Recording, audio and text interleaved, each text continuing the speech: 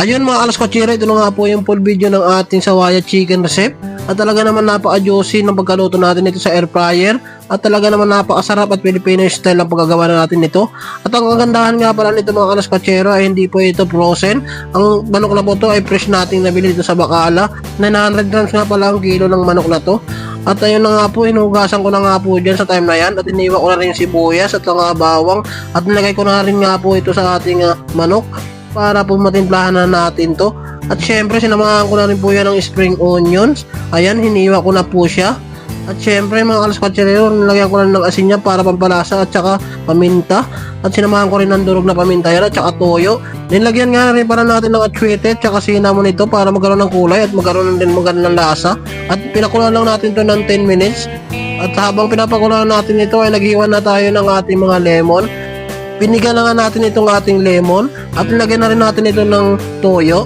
At siyempre nilagyan na rin natin ng durog na paminta at sinamahan na rin natin ito ng oyster sauce at saka kunting ketchup. Ito nga pala ang ating ipapahid sa ating manok pagkatapos natin pakuluan. At ayun na nga po, tapos na nga natin pakuluan yung ating manok. At siyempre tinanggal ko lang yung sabaw. At ibinalik natin sa loob ng manok yung ating mga nilagay na mga sibuyas, tsaka spring onion, tsaka bawang. At pagkatapos natin may balik yung mga ingredients sa loob ng manok ay pinahiran natin ito ng ating ginawang sauce. At syempre sa paglalagay ng sauce ay kailangan lagyan mo rin pati yung loob para manuot yung kanyang lasa. Ayan na po. At nilalagyan ko na nga po sa time na yan. At after natin pahiran to ng ating sauce ay ibabalot na po natin to sa foil at ilalagay na po natin to sa ating air fryer. At isasalang na nga po natin to sa ating air fryer. Ayan po. Sinalang ko na nga po siya sa air fryer at sinit ko lang po ng 30 minutes sa 200 degrees Celsius. Pero after po ng 30 minutes ay sinalang po natin yan ulit at tinanggal po natin yung foil. Hindi ko lang naipakita dahil po na lobat po yung cellphone ko ng time na yon. At ayun na nga po ay tingnan nyo naman napaka-juicy at napakaganda po ng pagkaluto natin sa air fryer.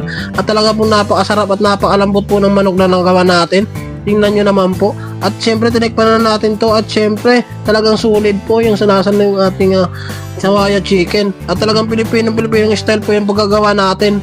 Ayan po mga alaskotsero, maraming salamat po sa inyong panonood. At lagi po sana nyo i-share ang aking mga video at follow nyo rin po yung aking FB page. Thank you so much mga alaskotsero. Ayun na nga po. At malapit na pong matapos ng video na to at nagpapasalamat ako sa inyong panonood at walang sawang pong susuporta sa akin. Thank you so much and God bless you all mga alaskotsero. At pagpasensyahan nyo na po yung aking pag-voice over kung minsan na po ako ay nabubulol. At talaga po napakahirap naman talaga mag-voice over at hindi po ako masyadong sanay. Pasensya na po kayo. Hanggang dito na lang po yung aking video. Salamat sa panonood. God bless you all.